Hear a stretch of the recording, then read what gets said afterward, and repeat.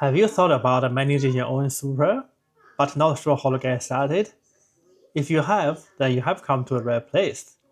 In today's video, I'm going to show you some key statistics and the demographics of new SMSF members in the financial year FY 2024. Hello, my name is Tim Lee, the founder and principal of ownmysurfer.com.au, where we help Australians like you establish their own super fund and take control of their financial destiny. Before we jump into the details, just a disclaimer that today's video is for education purpose only. It does not constitute any financial advice. Superannuation is Australia's secret weapon and the envy of the world, with increasing employer contributions since 1992.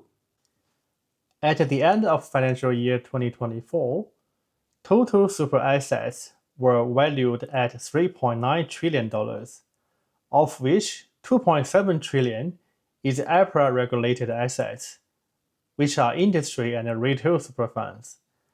SMSFs had $990 billion worth of assets.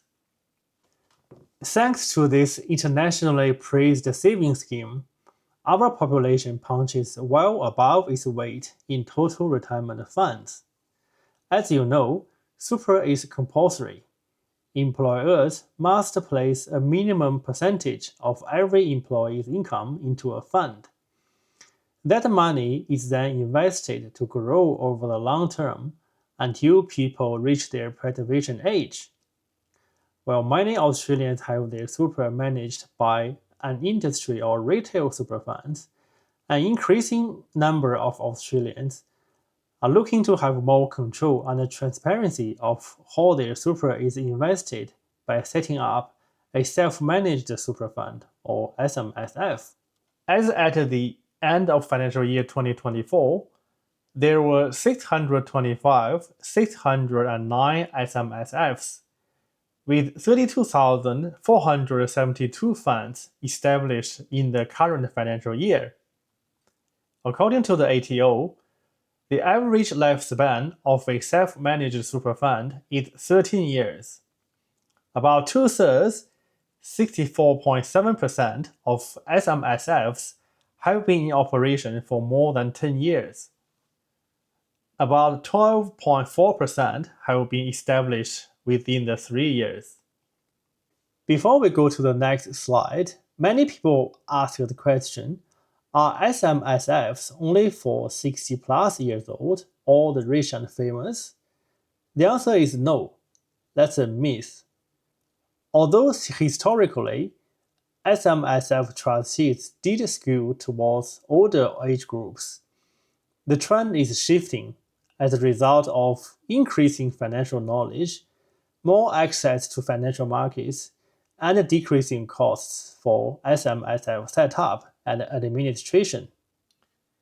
In fact, recent data from the ATO shows the majority of the new SMSFs are being set up by Australians aged between 35 to 49 years old, and there is a dramatic drop in the number of people aged 55 plus who set up SMSFs.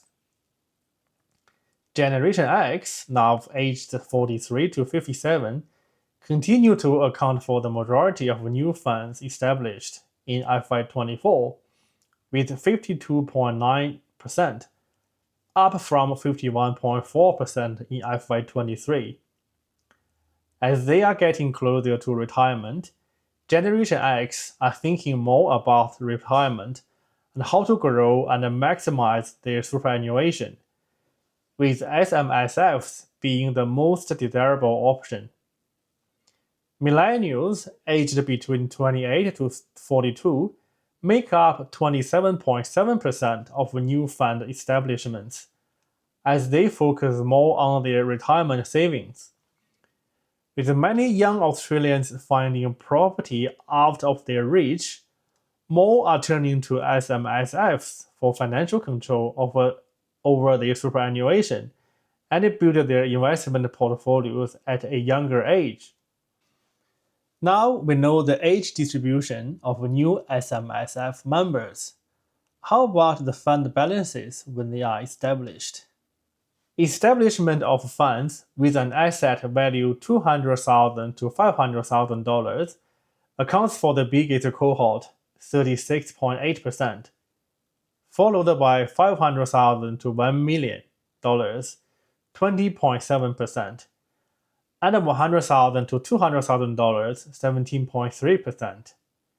Considering the number of funds being set up to buy residential or commercial properties, it is reasonable to speculate that the $500,000 to $1 million cohort of funds are established for this purpose. Funds with balances of $100,000 to $500,000 remain stable and comprise of more than 50% of all new funds established since FY 2016. The steadily increasing percentage of $2,000 to $500,000 cohort indicates members of more than $200,000 super balances are turning to SMSFs in droves rather than letting industry or retail funds manage their super. Another highlight is that the $100,000 to $200,000 group shows consistent and stable interest in SMSFs from the Generation Y or millennial demographics. Alright, if you have been watching so far, you definitely do not want to miss out on our next video. So please give a like and subscribe to our channel. This means a lot to us and encourages us to make more videos. Before we move on to the more exciting part of SMSF investment, I'd like to show an interesting fact about the role of financial advisors in terms of SMSFs. Many people may have the impression that you need to have a financial advisor to establish an SMSF. However, the fact is that although financial advisors can help, about 73% of SMSFs do not receive any financial advice. SMSFs are truly self-reliant, and this should not come as a surprise, as the increasing ease and the widespread of financial information is available 24/7 across the globe. For SMSF investments, I'd like to first show that they are mainly in these 5 categories. That is Australian listed shares, international mainly US shares, direct properties, residential and commercial, ETFs, and cash and fixed income. In terms of popularity, which is the percentage of funds invested in this asset class, 61% of SMSFs held ASX shares, followed by ETFs, 32.6%, and direct properties, 30.2%. First, ASX listed shares. 61% of SMSFs held ASX shares, with asset value accounted for 28% of all assets. You can see the dominance of the big 4 banks and the big miners in terms of both popularity and asset values. Next, let's look at international listed shares.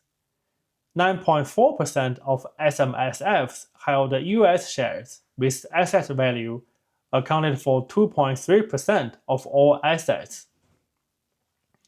By popularity, while the ranking of the top 4 most popular international stocks held by class funds in FY24 hasn't changed, with Microsoft, Google, Amazon, and Apple holding the top 4 spots. The percentage of funds invested in these stocks has increased significantly. Microsoft rose from 25.7% to 33.8%. Google from 23.6% to 29.5%, Amazon from 20.7% to 26.3%, and Apple from 18.6% to 23.3%.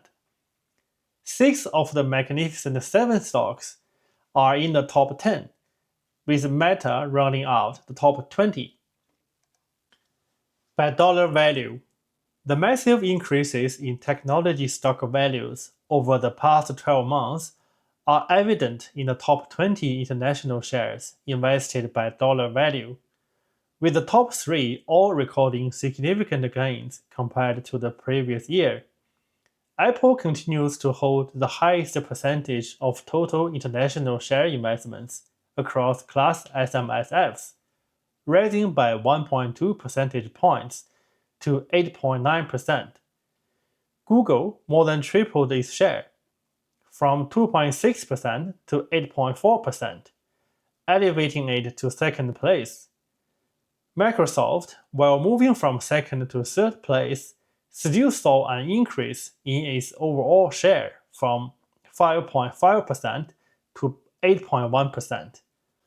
All the Magnificent Seven stocks rank in the top 10 international stocks invested by dollar value in FY24.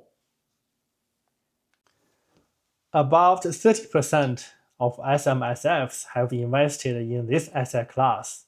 As of July 1, 2021, following the safe passage of the Treasury Laws Amendment Bill 2020, the number of members allowed in an SMSF increased from 4 to 6, which opened up new investment avenues for SMSF members. It appears SMSFs with 5 or more members are getting their foot in the property market by purchasing property at a greater scale than ever before.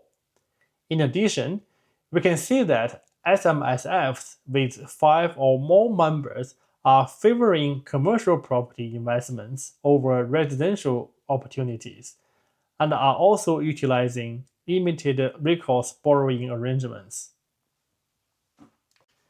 ETFs continue to be a cost-effective means of accessing a broad array of investments and have gained significant popularity among SMSF investors, with nearly one-third of SMSFs on class now invested in this asset class, while ETFs account for just 5.4% or $17.7 billion of class SMSF assets.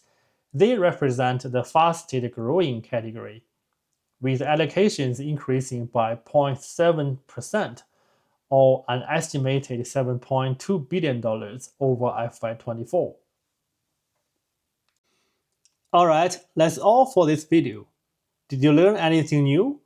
Or are there any facts that surprised you? Just leave your comments down below and hope you have a good day.